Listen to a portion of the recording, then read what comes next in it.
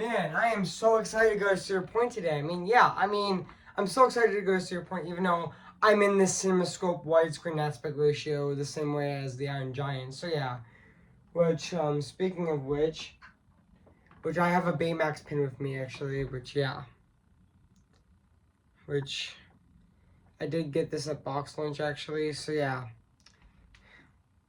which honestly looks really nice actually. Wait a minute, I'm talking about the wrong robot movie, not Baymax actually. Which I'm not actually talking about Baymax actually. So yeah, which I'm gonna put this pin back right now. So yeah, which yes, sorry guys, wrong robot movie. So yeah, which today guys, I am gonna be doing my movie review on the Iron Giant. So yeah, note guys, I am reviewing this movie for its 25th anniversary this year. So yeah, so I am gonna go right over here and say cue the intro actually. So yeah, which I was thinking about reviewing this movie this year actually. So yeah, I was thinking about reviewing the Iron Giant this year, which I wasn't sure I was, but I decided, you know what, I should do it anyways actually. So yeah, which I know this movie actually did celebrate its I know this movie The Iron Giant actually did celebrate its 25th anniversary this year last week.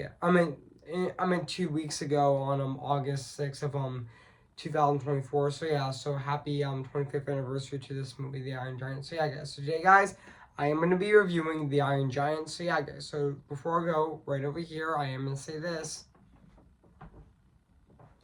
Cue the intro.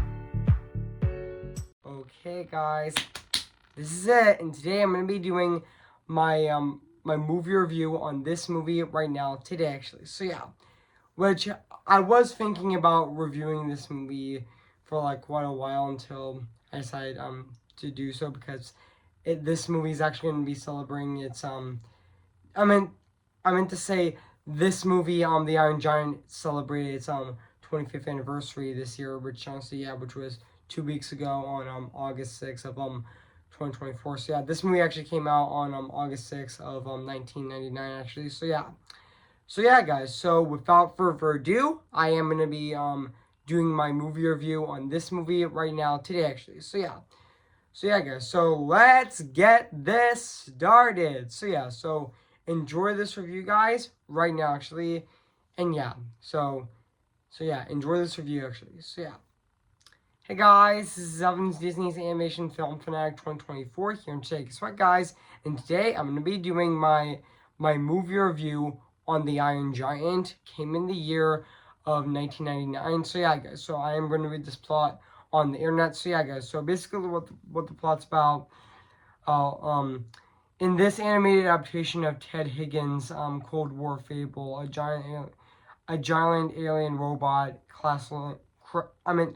crash lands near near the small town in Rockwell, Maine in 1957, exploring the area. A 9-year-old boy Hugarth discovers the robot and soon forms an unlikely friendship with him, and also when paranoid when a paranoid government agent and Kent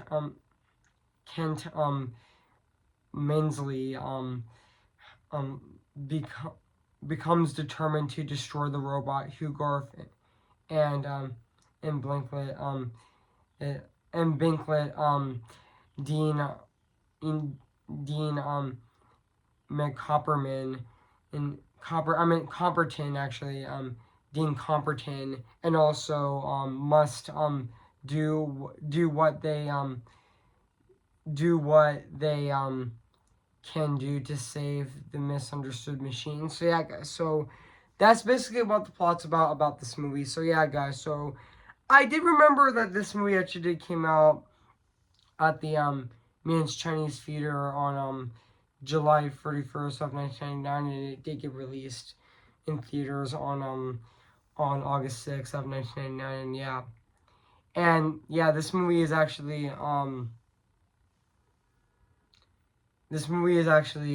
87 minutes long, even though this movie is an hour and 37 minutes actually, which yeah. And this movie, fun fact guys, is directed by Brad Bird. Which yeah, this movie is directed by Brad Bird, which who also did work at Pixar actually. Which yeah, up to 2018, even though he returned to Pixar this year actually, and he's working on Incredibles 3, which is really great actually. So yeah. And also yeah. Even though Brad Bird it also just give me even though Brad Bird did direct movies such as he was a writer on Batteries Not Included, and he was also yes, he did direct The Iron Giant, and also was the song performer for Duck and Cover, which yeah. And even he did direct The Incredibles, and he also directed Ratatouille, and he also directed Mission Impossible, Ghost Patrol. Oh, and also he directed Tomorrowland, which I know that movie became a box office bomb actually. And even he directed Incredibles 2 actually, and he's directing Incredibles 3 actually, which is really exciting actually, which he is directing that movie actually. So yeah. And also yeah, I'm going to read the production of the movie right now. I am going to be reading it right now. So yeah. Also the origin of the films comes a lie into a book The Iron Man by by portrait um Ted Higgins. He wrote the novel for his children to comfort them on the wake of their mother's suicide, and also in 1980 in the 1980s rockstar musician Pete Townsend chose to adapt the book as a concept album for it was released as the Iron Man the musical in 1989, and also Richard Brinsley, who later became the film's lead animator, and also pitched the version to Don Bluth actually. Which fun fact Don Bluth was originally gonna make the movie actually. Fun fact, Don Bluth was originally gonna make The Iron Giant actually, which while working at the studio in Ireland, he created a story, a story outline and character designs. But Don Bluth actually passed on the project actually after the stage musical was promoted in London and Des McHuff, which so I mispronounced that name, but that's okay. But also with who adapted the Tommy with with Townshend for stage, and also believed that the Iron Man would be translated into screen. The project merely the project was mainly acquired by Warner Bros. Which in late 1996, while developing the project became developing the project on the way through the studio. The studios saw the perfect film. The perfect film as I actually meant to say the studio actually saw the film as a perfect venue for Brad Bird, even though at the time he was working at Time Turner Feature Animation developing Free Gun. Ray Gunn, even though that movie got canceled actually, even though Brad Bird is still making the movie actually at another studio, which I'm not going to talk about. So yeah. and also allowed to transfer to Warner Bros. Animation to direct the Iron Giant after reading the Iron Man book actually, which yeah. And even though even though Brad Bird was really impressed by the mythology of the story and auditioned and was in an audition he was given an amount of creative control all by Warner Bros. The creative control involvement, including two characters that weren't present in the books, including Dean and Kent, and also the setting in America, and also the searching Townshed's music Townshed's musical abandonance, and also who doesn't care either way, reportedly remaking however such I meant to say however I got paid, and also Brad would explain upon his desire to set the movie in the 1950s in a later interview actually, which yeah. And also yeah, even though I am gonna read this part actually, so yeah, I am gonna read this part actually right now. So yeah, the financial failure of Warner Bros. Previous effort was the Quest for Camelot, which was considered to be shaped, which was reconsidered in, which was the studio's reconsidered animated films, which made the studio reconsider their animated films, to help shape the Iron Giant's production Super League, which yeah. Even though yeah, fun fact guys, also fun fact, the Iron Giant was CGI in this movie, which he did blend with the hand drawn environment actually, which also looked incredible actually, which yeah, which I know that they went through several designs of the Iron Giant to make to actually to settle on a design that's perfect for him, and they went with design that they were looking for. I mean, fun fact, I mean,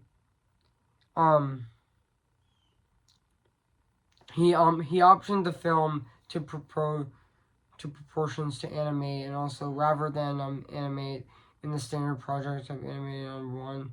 And so yeah, and also fun fact guys, also the Iron Giant is also animated on twos actually, which yeah, as well. Even though the design of the movie, even though the character designs in the movie were inspired, were a mixture of both Disney and Don Bluth, and even that even the design were reminiscent to the 1950s.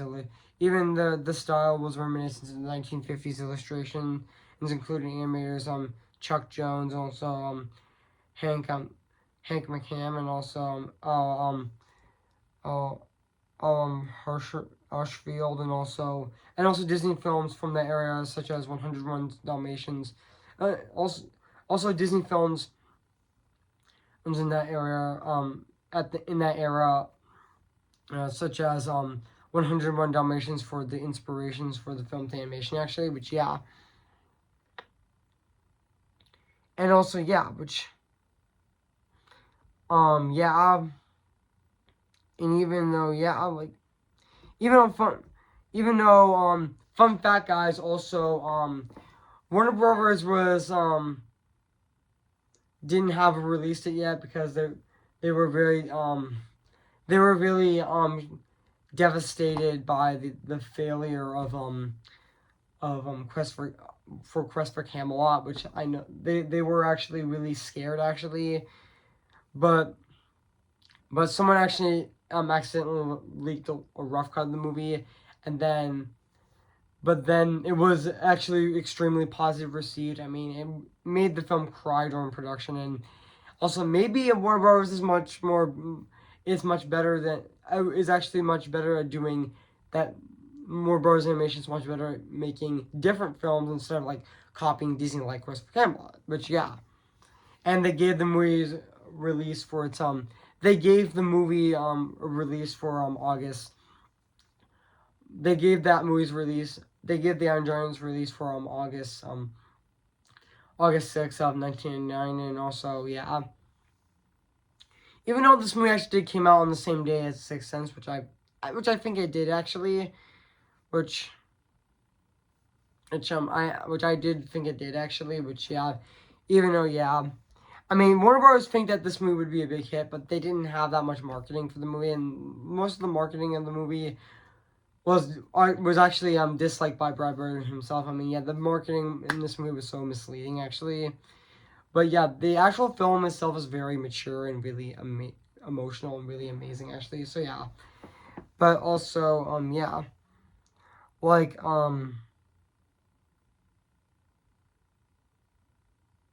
like yeah, like like yeah, this is definitely a fantastic movie. So, yeah, guys. So even though fun fact, guys, the film's development of the film began as a musical in 1994. Even though the involvement of the Who's Pete Townshend, which yeah. And also fun fact, guys, this was also the final Warner Bros. Feature animation movie to be animated, fully animated, and not a live action animation hybrid, which yeah. And also yeah, even though the critics highly praised the movie for its story, animation, musical score, and also characters, and also the portrayal of voice the voice actors, including Anderson and Cockerel, and also Vin Diesel as well, which yeah. And also yeah, this movie did receive in 2015 they did receive a remastered version, which I know this movie did get a cult following, and also and rarely considered a modern classic, including and also was considered one of the greatest animated films ever. And also yeah, this movie was extended remastered version was released theatrically, and also on home media the following year actually, which became much more successful than in theaters actually, which yeah. And also this movie was also fun fact shot in in CinemaScope actually, in the CinemaScope aspect ratio. And also fun fact, guys, I forgot to mention that this movie was originally gonna have the logo of the Bugs Bunny logo in the opening of the Warner Bros. Logo, but they decided, you know what, let's have the logo be have them reminiscent to the classic Warner Bros. Logo, and also yeah, which that classic Looney Tunes logo oh, and also yeah, which also yeah, with the but instead of the instead of that, it would be like a submarine actually, which also yeah, that actually gave me chills actually, which yeah. That Warner Bros. Logo actually gave me chills actually, which also yeah. Instead of saying like Warner Bros. Family Home Entertainment, it said WB Feature Animation, which also looked really cool actually, but yeah. So yeah, guys. So what do I think of this movie? I have to say this is definitely a fantastic animated film. I mean, yeah, The Iron Giant is definitely a phenomenal animated film actually, which also yeah. I mean, The Iron Giant is definitely a fantastic animated film actually, especially from Brad Bird, which also yeah. I always say this is definitely my second favorite animated movie of 1999, right under my personal favorite being Toy Story 2, which is definitely my favorite movie of I mean Toy Story 2 is definitely my favorite movie of I mean Toy Story 2 is definitely my favorite movie of 1999 as well, and also my favorite animated movie of 1999 as well, but yeah. And yeah, this movie is also is directed by Brad Bird before before he came to Pixar actually. Which honestly yeah. And also yeah, which also this also Brad Bird did direct this movie, and also this fun fact. This movie was actually based on a book called The Iron Man by Ted Higgins, and also yeah, even the voice cast of this movie, you like them. I kind of forgot what the actor's name who actually um um Elor I actually meant to say a a I kind of forgot what the actor's name who actually played Hugo Hughes, which honestly the actor who played Hugo Hughes in this movie was absolutely phenomenal.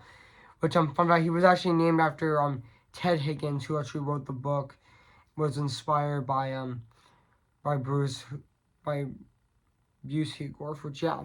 And even Jennifer Aniston as Hugo Hughes' mother, Annie Higgins was also fantastic in this movie. And I do remember her. I do remember Jennifer Aniston in Friends actually, which she was also fantastic in the movie. Which I know that my mom remembers her in um in in that show Friends actually. So yeah, Jennifer Aniston, which she was definitely fantastic in this movie as well. And also even Harry Cocker Jr. As Dean McCopperman and was also fantastic in the movie as well. And even let's not forget Vin Diesel as the Iron Giant, which he was also fantastic in the movie. He was definitely perfect for the role in this movie, even though he was also in even though Vin Diesel did play Groot, which was very similar to the Iron Giant, which he had a very similar like death scene in that movie of Chelsea, yeah. And also at the end of the movie, even though fun fact in the Iron Giant actually survives, even though his body parts were actually he even though he was actually scaling around, and then he actually smiled actually, which yeah. Even though we all remember that iconic scene where the Iron Giant actually sacrifices himself to save the town from the missile going to blow up the town actually, which was honestly really heartbreaking as well. Which he said that iconic line Superman, which was really heartbreaking as well. And even the I would say the bonding of Hugo Fuse and the Iron Giant was also really great as well. And also yeah, and even that hilarious even that hmm, um that hilarious line of when Dean Copperton says, oh, which just give me a sec, guys.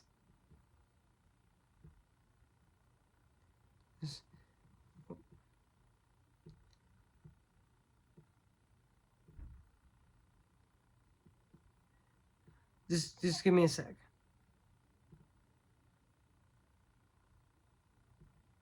Just give me a sec, guys.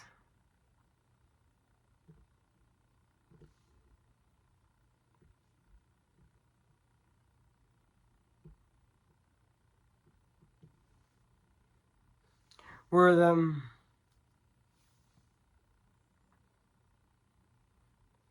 Just give me a sec, guys. Just give me just one more. There was also a hilarious line in that movie where Dean Copperton's like, "What you're eating is art." That was really funny, actually. Which yeah, and also yeah, and also yeah, also yeah, I know this movie actually has a $50 million budget actually. Also yeah, but also yeah, the this movie definitely is fantastic actually, and also yeah, like even the scenes with Hugo Fuse and the Iron Giant were definitely fantastic in this movie and really phenomenal. So yeah, and so yeah, guys. So let's talk about the music and the score of this movie, which is actually composed by Michael McCann, Michael Michael Came Michael Kamen, which yeah, I mean, rest in peace to that composer. I mean, he died on November 18th of 2003, which yeah. And also, fun fact: this is actually his only animated film that he did the score to. Which honestly, yeah, this is Brad Bird before he had Michael Giacchino doing the score for The Incredibles. Which honestly, yeah, to be honest, I thought Michael Keaton's score in this movie is definitely fantastic and really phenomenal at the exact same time. It still holds up. 25 years ago, it still is absolutely phenomenal and very fantastic at the exact same time. I mean, yeah. And fits that 1950. I mean, his music fits that 1950s style very well, actually. So yeah, and I mean, yeah.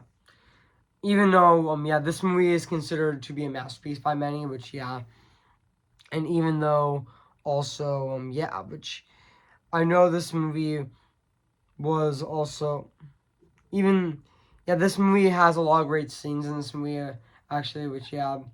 And also, yeah. So, yeah, guys. So, now let's talk about, finally, the animation of this movie. Which, honestly, it still holds up to this day. It still is absolutely phenomenal and very fantastic at the exact same time. I mean, yeah.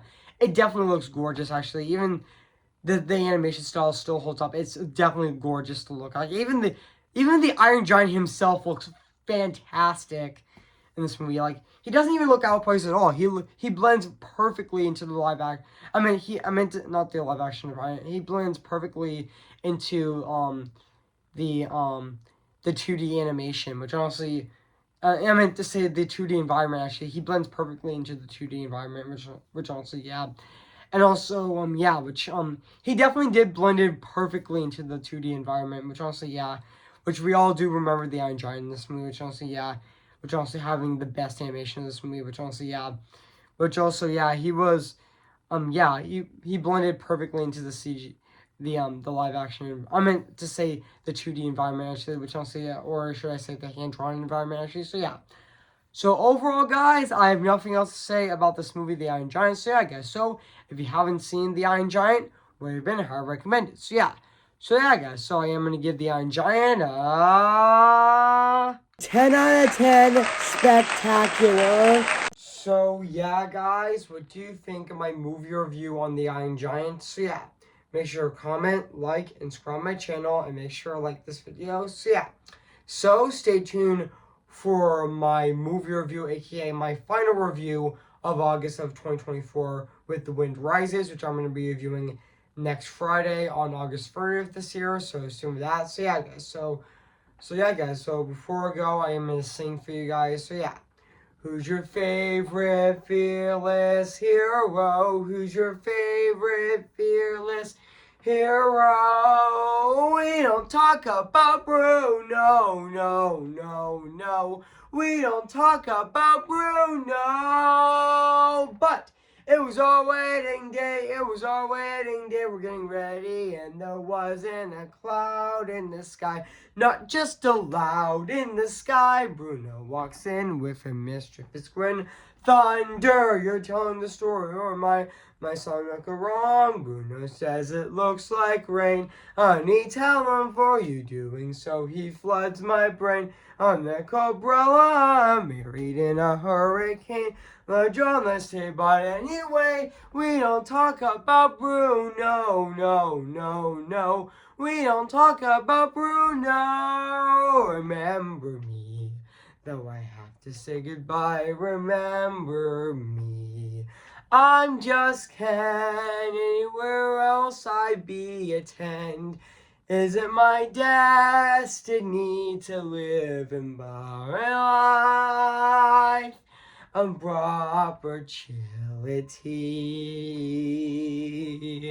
I'm just Ken, anywhere else I see's a friend.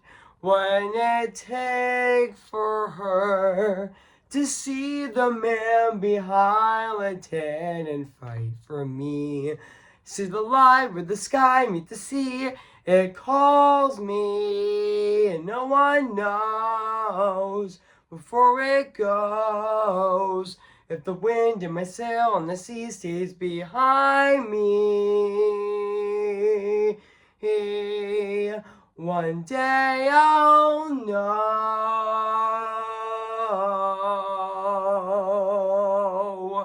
how far I'll go.